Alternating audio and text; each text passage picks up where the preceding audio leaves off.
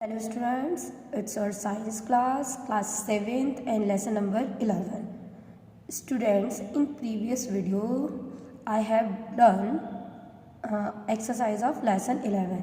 Okay, I hope all of have done their exercises. Okay, now today I am going to start your short question answer of this lesson. So students, do these questions. Okay, first question है आपका, explain the following terms. Explanation करना है, means इसकी definitions देनी है आपको. जैसे कि आपका फर्स्ट है रिप्रोडक्शन. आपको पता है ना रिप्रोडक्शन क्या होता है. Reproduction can be defined as the ability of living organism to produce new organism. Okay, reproduction आपको बताना है, इसकी डेफिनेशन ये आप अपनी बुक से भी लिख सकते हैं. Okay, now is your second part is vegetative propagation. ठीक है, वेजिटेटिव प्रोपेगेशन है आपका. क्या है कि reproduction helped by vegetative part such as root, stem, leaves etc of a plant. Now C is pollination. Pollination आपको बताया था, transfer of pollens from anther to the stigma on the pistil. D is fertilisation, fusion of male and female gamete. Okay, now E is fragmentation. A filament may break into fragments, pieces, each piece growing into a new individual filament. Example, Spirogyra. F है neutral flower. neutral flower कौन सा हो गए? The flowers having sepals and highly decorative petals only. They lack reproductive parts. Example, the ray floret of sunflower. Now is G part, bisexual flowers. कौन से होते हैं हमारे? ऐसे फ्लावर्स जिनमें सब कुछ हो, है ना, मेल पार्ट भी और फीमेल पार्ट भी. Flowers having all the 4 parts, sepals, petals, stamen, pistil, like hibiscus, China rose etc. Okay, now it's your H part is parthenocarpic fruit. Parthenocarpic fruit कौन से होते हैं? Fruits develop without fertilisation. ये artificial technique होती है. ठीक है, जैसे कि ऑरेंज और पाइनएप्पल और भी हैं.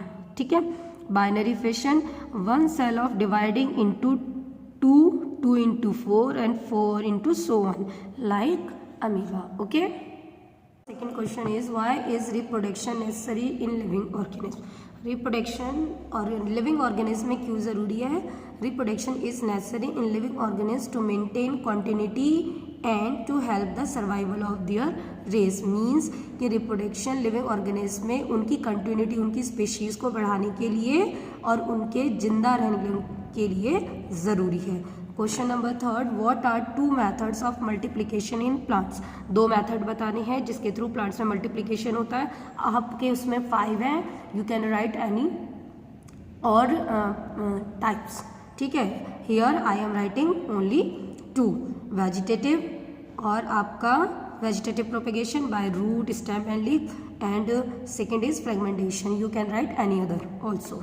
Okay, now it's your question number 4. Question number 4 is name some plants which bear unisexual flowers. ऐसे प्लांट्स के नाम बताइए जिनमें सिर्फ यूनिसेक्सुअल यानी कि एक या तो मेल हो या फीमेल पार्ट हो. तो कुकरबिट्स यानी कि गोट, पपाया, कॉर्न, पम्पकिन. ठीक है, तो ये मैंने आप 4 लिखे. अगर आपको कुछ और पता है तो आप उनको भी लिख सकते हैं. Question number 5, list various method of asexual reproduction in plant. Asexual reproduction के मोड लिखने हैं जो वेरियस मेथड्स हैं. तो vegetative propagation, fission, budding, fragmentation and spore formation. Okay, spore formation. Your next question number 6, what is the importance of vegetative reproduction. Vegetative reproduction की क्या importance है?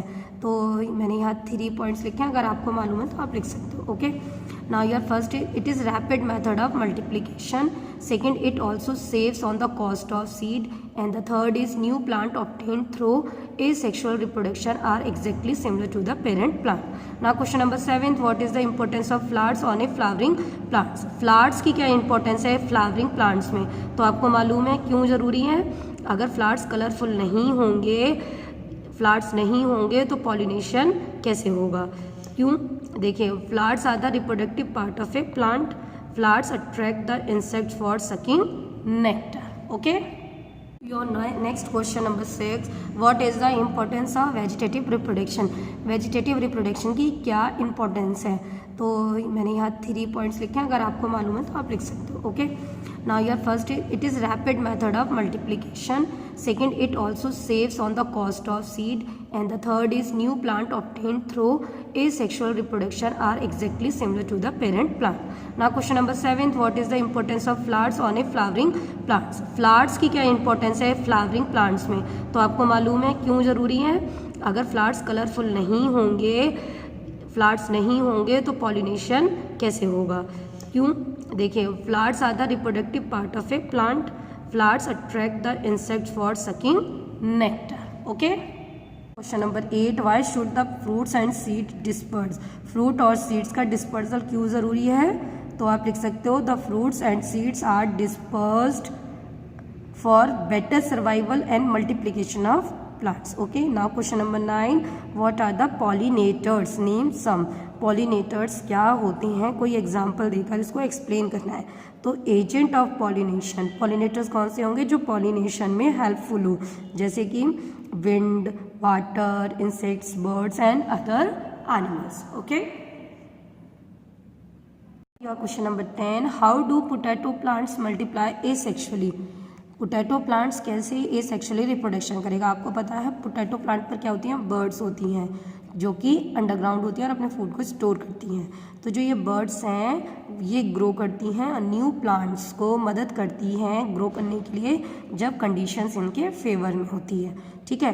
तो potato plant bear buds on their food laden underground stem. These buds may grow into new plants under favourable conditions. Okay. Now your last question of short question answer. What is the role of human beings in the dispersal of fruits and seeds?